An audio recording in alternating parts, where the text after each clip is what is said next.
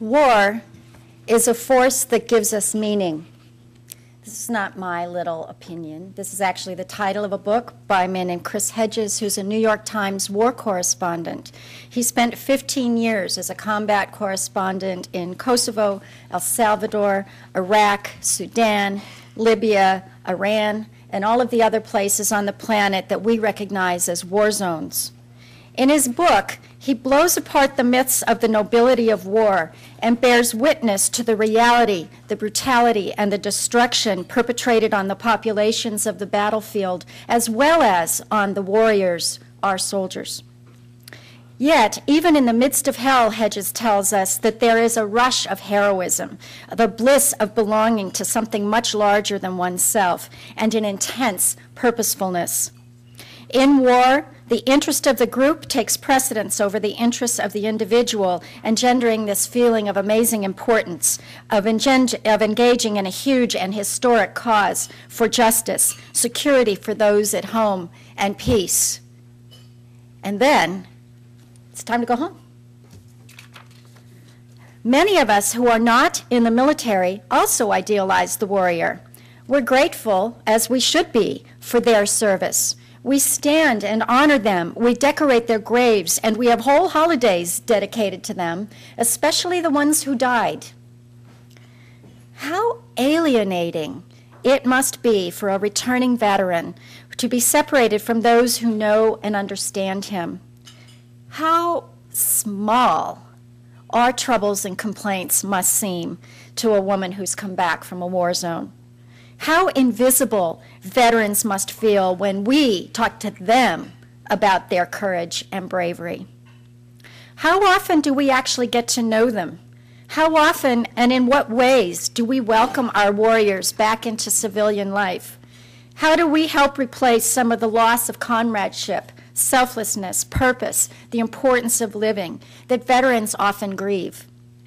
How do we support their sense of physical and social security so that returning veterans can set down their guard?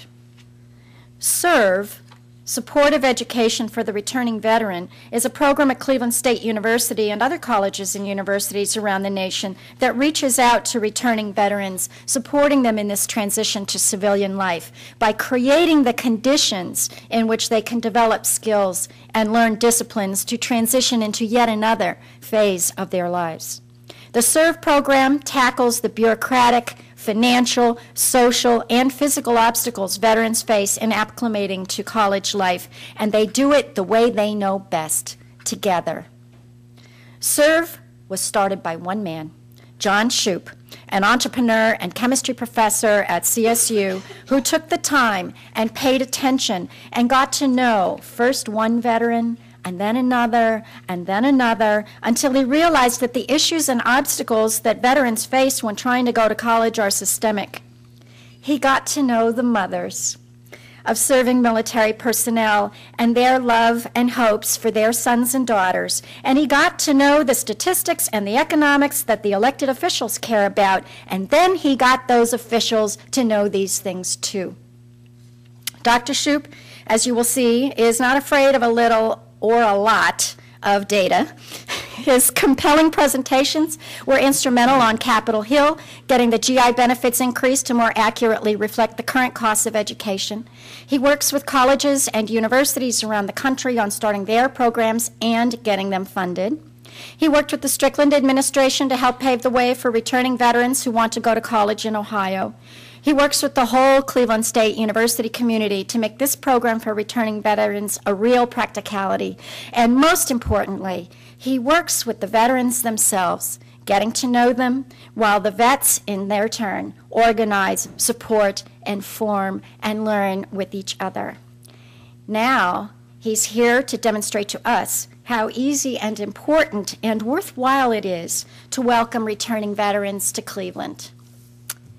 I urge you to listen fast because this man has a lot to say. John Schupp. Thank you, Sue. Thank you all for being here. I really appreciate it, and seeing all the vets here today, too. Josh, you look tremendous. Thank you for being here. It's truly an honor to be here, truly an honor. and I'm trying very hard to keep myself in focus. What you have on your table is a little thing you're going to follow when I call out those pages, and also a little packet with a calculator in it. I'm a teacher with a little bit of math. You're going to see the impact that this could have on this city, okay? If I just say numbers, it's one thing. But if you actually do the math, you realize, holy cow, he's telling the truth, okay? So that's what I want to go about today. All right. First of all, the reality. 1.88 million have been deployed in this country since 9/11. That's a lot. We tend to think they're still over there. They're not.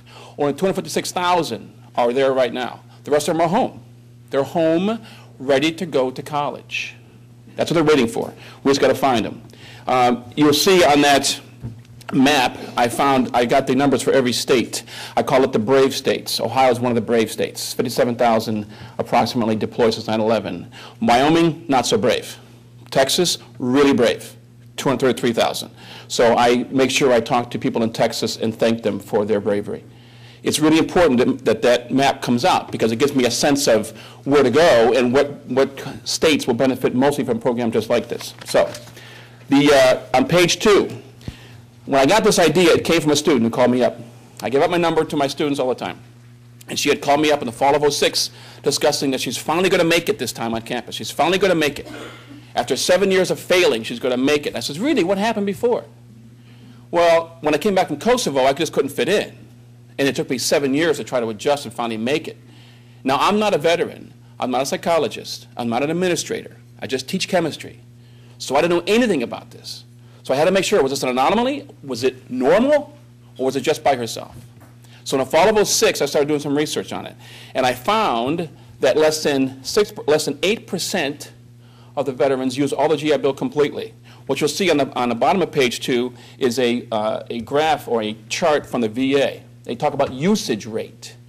Usage rate for the GI Bill is 70%. Completion, graduation rate, they don't have it available.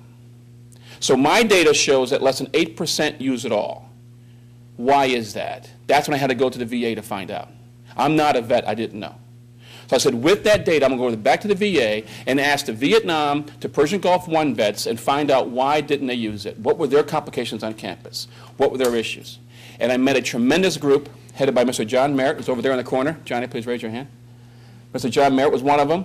And they are the ones that allowed me in after I bought enough donuts and coffee, because it takes a while to trust me. I'm not a vet, so it took a while. But finally they allowed me to be in their group and listen to their situations and their concerns. And the number one thing they told me was, John, we're not stupid, we just couldn't concentrate. And that was Richard in the corner who said that. And I said, why couldn't they concentrate? I didn't know why. I had no idea why. So I said, well, let me find out. So my question was, if they couldn't concentrate, perhaps it's the environment and not the person. Because it's really a problem with person is two things, either the person or the environment. Change the environment, see what happens. That's what I decided to do. But there's two things also. The one other thing also for the low usage rate was the fact the first day on campus was very difficult for them. Not first day of school. The first day walking on campus. Because there's no uniforms on campus. They don't know who's in charge. They don't know where to go to. And we have students working behind a desk saying, oh, you're in the wrong building. You want to go over there, then go over there, then back over here, behind the construction, and go over there. He's home already. Forget it, I'm not going. So my feeling was if I walk them through the safe zones on campus, one at a time, and meet them one at a time, and then help them through, maybe I can get them on campus. And then if I get them on campus, I can get them in the classrooms. That was my thought processes, and I didn't know a thing. This is all trial and error, and I want to thank Betty Bonder from the Cleveland State University and everyone from Cleveland State for giving me the opportunity to try this. Because I'm not faculty. I'm not an administrator. I just teach part-time chemistry. So for them to believe in this enough, to take a chance on me was tremendous. Scary for me, scary for them, I'm sure. They didn't say anything. But nonetheless, it was tremendous, and I was very appreciative of that. So you see the data on page 2. Now, what's more important down there, Department of Education study, it says 30% of all college freshmen get their degrees in 5 years or less.